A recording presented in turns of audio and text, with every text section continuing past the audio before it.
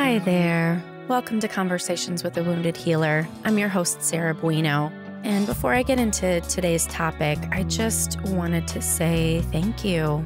2019 has already started to shape up to be a really awesome and exciting year. And one of the things that's so cool is I can see the podcast growing. My listenership has doubled in the past several months, and I'm grateful to my guests for being part of that. I'm grateful to you for continuing to listen, and I'm really grateful to you for sharing with your friends and people that you think might benefit from the conversations that we have on here. So I just wanted to thank you and encourage you to continue sharing if this is something that touches you. I hope that we can share more together. So thank you. And also, I guess one more caveat before we go into what I want to discuss today is I won't be discussing any abuse directly, but I'll be talking about Leaving Neverland, Surviving R. Kelly, and Lorena. And all of those shows and movies, they depict a lot of really graphic sexual abuse and physical abuse, and just want to let people know that that is kind of the topic for discussion today. So please take care of yourself in whatever way you need to. So I literally just finished watching Leaving Neverland and almost like propelled myself off the couch and wanted to talk about kind of the intersection of really those three shows that I've watched fairly recently, what they all have in common. And I am not going to discuss the guilt or innocence of any parties because that's not the point of this podcast. But the point of this podcast is really to dig into human behavior and what happens to humans.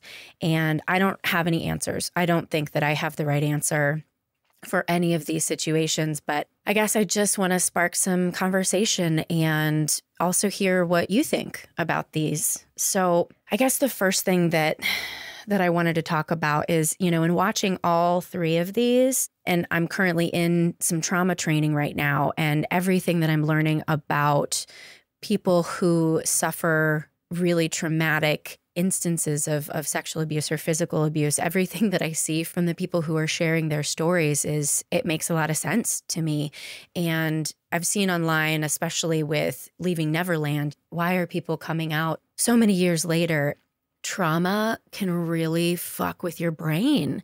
And the other piece of this that I want to talk about is the power and privilege. In many of these scenarios, the potential of being chosen by somebody, whether they have like the actual power of like R. Kelly or Michael Jackson, or whether it's just this perceived power, right? The thing that I kept hearing over and over in Leaving Neverland is this idea of feeling special and feeling like one was chosen. And I can relate to that in my life. I've certainly had relationships with people where they were on a pedestal for me. And really, I just revered them and felt like I was a really important, special person. And there were instances where I got taken advantage of for putting a person in that light. And it's so interesting how the brain always wants to make up a story, right? We always want to justify whatever it is that we believe to be true at the time. And our brains can tell us like, no, this was love, or I'm different than these other people who are having these experiences of abuse or whatever. And the brain plays tricks on us sometimes. And so my personal belief is that I always want to believe a survivor, someone who has survived abuse, because we never know the internal workings of somebody's mind and what's been going on in their lives that make them feel like they have to align with a certain truth at a certain time. And the way that power and perceived power can play into that is super fucked up, right?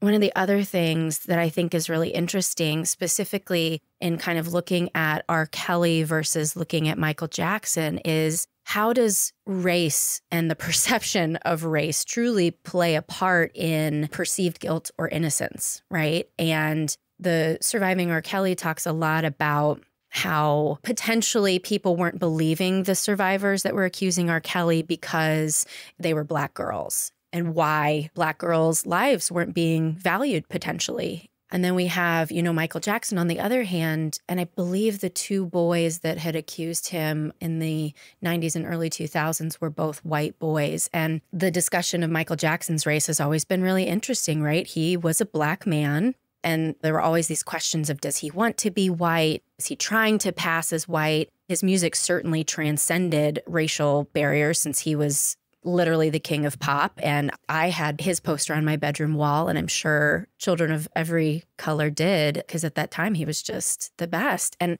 I guess I'm just really curious because I think what I am seeing, and again, I am not endorsing innocence or guilt in either way, but what I'm seeing is that more people seem to be coming to the defense of Michael Jackson than to R. Kelly. And part of it also may have to do with the fact that R. Kelly is still alive, and R. Kelly is vehemently and emotionally denying these allegations in a way that a lot of people are not believing, right? And I guess I'm curious, if Michael Jackson were still alive today, my guess is that he still would not be coming across the way R. Kelly comes across.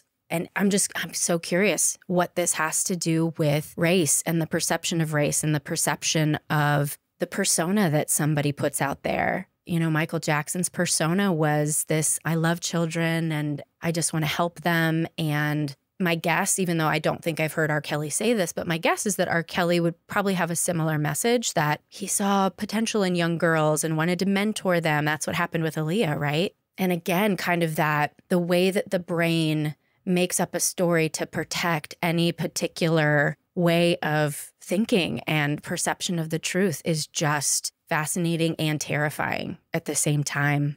And I guess the last thing I want to touch on, because I loved Michael Jackson, and I'm not going to say that I don't love him now for the gifts that he gave me in my childhood. Whether he is guilty or innocent, he did a lot of good, right? He really changed music for a lot of people and influenced a lot of us in our early lives, if you're around my age.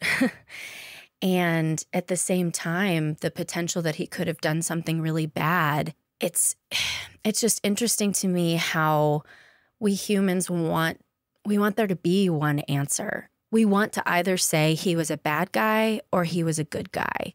And the same with R. Kelly. We want to say he's this monster, he's this terrible person, when if you've seen the Surviving R. Kelly documentary, you also know that he was sexually abused as a child. And we know that about Michael as well, Michael Jackson.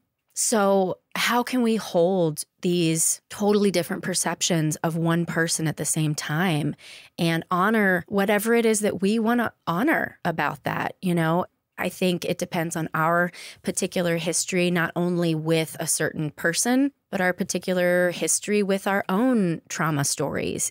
And it's so complex, right? It's so complex. One of the things I do when I work with people who are in recovery from addiction, one of the common themes that I often hear is that usually, like, you know, in rehab, in this point of, I just need to beat myself up because I'm a terrible person.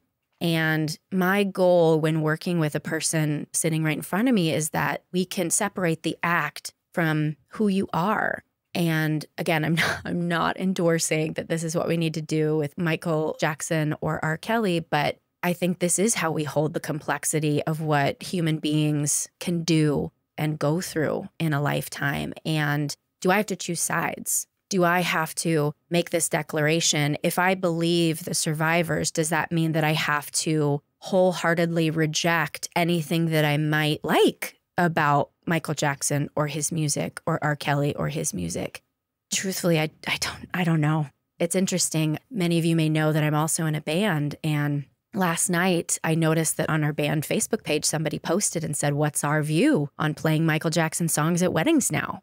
And there was no answer, because some people aren't going to be affected by the documentary and some people will. And, you know, we could still have people requesting the songs. And then what happens if a band member doesn't want to play the song? It's just, there is no right answer for the way to deal with this. So I guess if I can leave you with any message, it's talk about it. If you've watched any of these and they're sparking curiosity or fear or trauma or shame or anything, if it's sparking anything, just talk about it. Talk about it with a mental health professional for sure, but also talk about it with other people who are safe.